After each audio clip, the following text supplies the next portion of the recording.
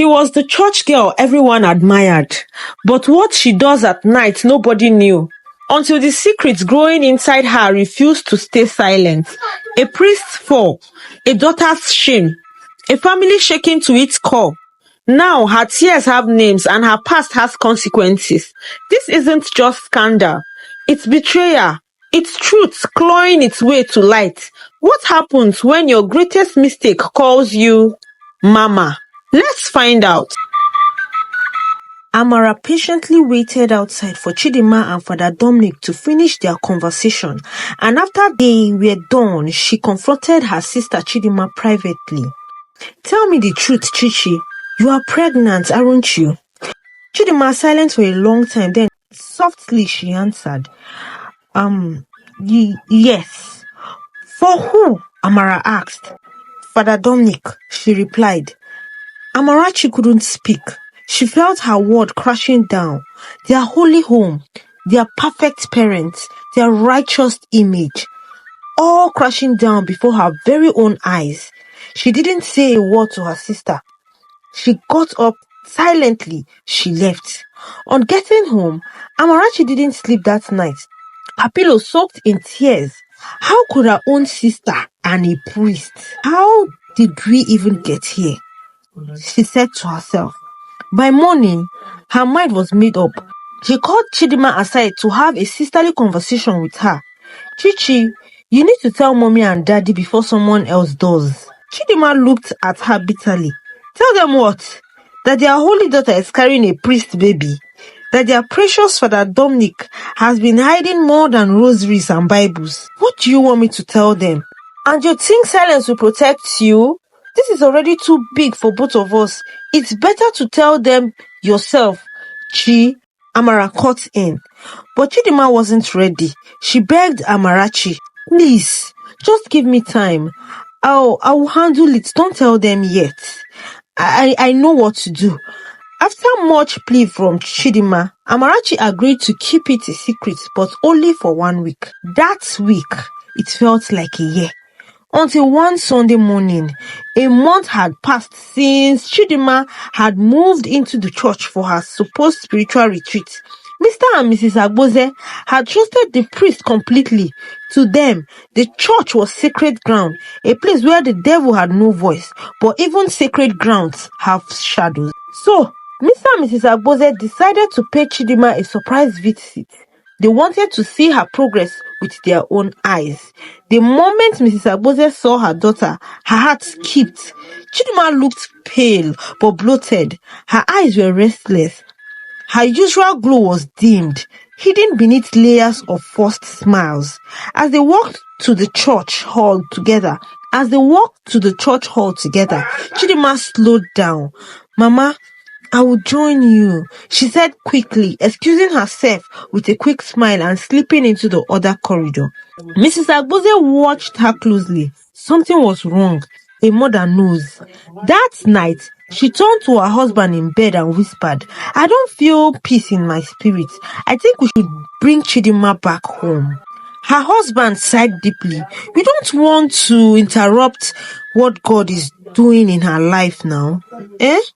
But she insisted, I know my daughter. I know when something is off. The next day, they went to the church again and informed Father Dominic. He didn't resist much. In fact, he looked relieved. So, they brought Chidinma home. Back home, Amarachi watched from a distance. She had always known Chidinma's behavior, her constant mood swings, and her strange cravings during late night prayers had spoken louder than words. But she said nothing until her mother asked her directly. Mrs. Agboze was cleaning up one morning, humming softly to herself, when the paper slipped out and landed on the floor. She bent to pick it up. Her eyes scanned the words, and then she froze. Mrs. Agboze shouting, pregnancy scan? Blood test? Who is pregnant? Her hands trembled, her legs weak. She looked around like the walls were closing in. She stormed into the sitting room, but Chidinma wasn't there. Then she remembered, since Chidinma came back from the church, Chidinma had been sitting quietly in the backyard every evening, calm, withdrawn, strange. Mrs. Agbose marched outside, anger boiling in her chest. But what she heard made her heart almost stop. Amarachi's voice.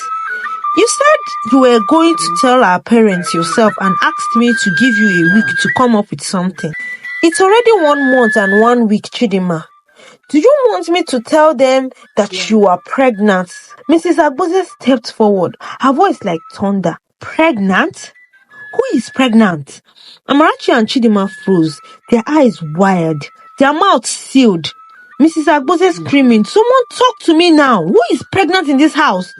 Chidima slowly. It's me, Mama. There was a long silence, and then Mrs. Agbose screamed, clutching her chest. Hey! Hey! What did you just say? This girl has killed me, oh! Hey, my husband, come and see, oh!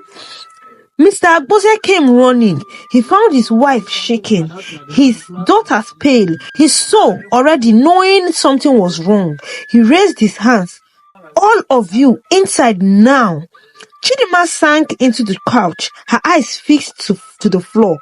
Mrs. Agbose pointing at Chidima. Chichi, say what you just told me now to your father. Chidima looked up, her lips trembled, her breath caught in her throat. Then, Chidima, tears rolling. I'm pregnant. Mr. Agbose, standing up. What? Pregnant? For who? There was no answer. I said, who is responsible? But Chidima said nothing. No matter how loud they shouted, no matter how her mother cried, she kept quiet. That night, her parents argued bitterly. Her father suspected the worst. That priest, he said, his voice trembling, I left my daughter in the hands of a man of God. And this happened. They drove to the church the next day and confronted Father Dominic directly. Is there anything you're not telling us, Father? Mr. Agbose asked, trembling. At first, the priest denied it. I have no idea what she's talking about, he said, avoiding their eyes. But guilt is like smoke. It always finds a way to rise. A few days later, Father Dominic visited their home quietly. He asked to speak in private. I'm sorry, he said. I failed. It was the devil's handwork. And I fell. It was like a thunderbolt in Mr. Agbose's chest. Chidima also confirmed it. Yes, Daddy, it was him. Tears rolling down her eyes. Father Dominic is responsible for my pregnancy, she whispered, ashamed. Mrs. Agbose screamed, Jesus, Father who? Mr. Agbose, despite hearing this, finds this impossible. Not our priest, no. Not the man who prays for us. He mumbles to himself. Shattered and disgraced, Mr. and Mrs. Agbose made a difficult decision to keep the matter within the family. The scandal would destroy their name, their church, and their entire lives. But Mr. Agbose could not contain his rage. He reported the matter to the bishop secretly without making it known to the parish center. You are no longer my daughter, he shouted one night. You have brought shame into this house. He threw her out. Chidima begged. But Mr. Agbose was not ready to listen to Chidima's plea. So, she packed a small bag and left. She moved in with a friend. Alone, abandoned and broken, she decided to take matters into her own hands. She couldn't have the child. Not like this. She took pills. She drank bitter concoctions, but the pregnancy clung to her like guilt. One evening, she fainted and was rushed to the hospital. The doctor's words pierced her soul. If you try this again, you may not survive it. Your womb is weak. It's either you carry this baby or you die trying to end it. Chidima sat alone on the hospital bed that night, staring at the ceiling. Tears streamed down her cheeks. For the first time, she wasn't the campus queen or the priest's temptation. She was just a girl, lost, broken, and carrying the weight of a secret too heavy for one heart. The days that followed felt like years. Chidima moved back into her friend's house, but the warmth of friendship couldn't fill the growing emptiness inside her. She hardly spoke. She barely ate. The pregnancy advanced slowly, silently, dragging her shame with it. She stared at her reflection one afternoon, her belly now unmistakable. She ran her fingers across it. A tear dropped. This child wasn't just a mistake, it was her mirror. Everything she had done, every decision she had made, every lie she had told, all of it was now alive inside her. Amarachi, despite everything, came to visit one day. She stood at the door, holding a flask of warm soup and a bag of fruits. "I brought you something, Chi," she said. Chidima stared in shock. You came? "I'm still your sister, Chichi. I didn't stop loving you. You are my younger sister, and I still love you." Those words broke her. That night, the sister sat on the small mattress in silence. Amarachi gently placed her hand in Chidima's belly. "You can start again. Maybe not for yourself, but for the life growing inside you." A week later, Mrs. Agboze came too. This time, without Mr. Agboze's knowledge. Her eyes were tired, her face aged by tears. She didn't speak much. She simply hugged her daughter. A long, wordless hug. "I don't agree with what you did, but I can't abandon you, my daughter." So together, they returned to the hospital for proper care. Chidima slowly began to eat again. She prayed, not like before, not with scriptures and rehearsed tongues, but with honesty. Raw, teary honesty. "God, if you're still there, please don't give up on me," Chidima prayed out loud. Months passed, and then one early morning, with rain drizzling softly outside, Chidima gave birth to a baby boy. His cry echoed in the hospital ward like a second chance. It was a boy, but something was wrong. The nurse didn't smile. Her silence spoke volumes. Moments later, the doctor stepped in, his expression grave. He lowered his voice, almost as if afraid the truth might shatter the room. "He has a condition," he said slowly.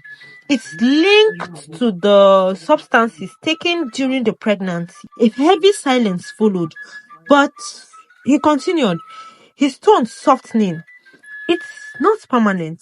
With the right medication, unwavering love, and a strong support system, there is hope. He could still grow up to live a normal life." He paused, letting the weight of his words settle. "But it won't be easy." Chidima broke down. She knew why. She had taken herbs, pills, anything to erase the pregnancy, but it didn't work, and now the child had paid the price. Still, she held him in her arms, so tiny, so delicate, and somehow so beautiful. Chidima whispering, "I'm sorry. I'm so sorry, my child." Tears streamed down her face, but in that moment, she didn't feel abandoned. She felt held.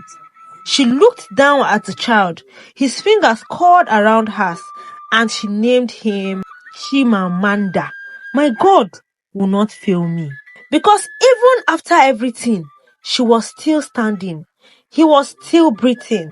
And maybe, just maybe, there was still a future waiting to be written. Words got back to Father Dominic. He had been transferred out of the parish and was undergoing silent discipline from the church. He never saw the child, but he sent a letter, a simple one. "I will carry this burden all my life. I failed you and I failed God, but may this child find grace even where we didn't." As for Mr. Agboze, he didn't speak to Chidima for months, not until one Sunday, when she came back home, carrying her son in her arms. She stood by the door quietly, her eyes pleading. Before she took this action, she was just sitting down alone in her one-room apartment where she stayed with her friend. She sat down. There was no money, there was no food, and she was so hungry. And then she realized that she needed to go back to her family.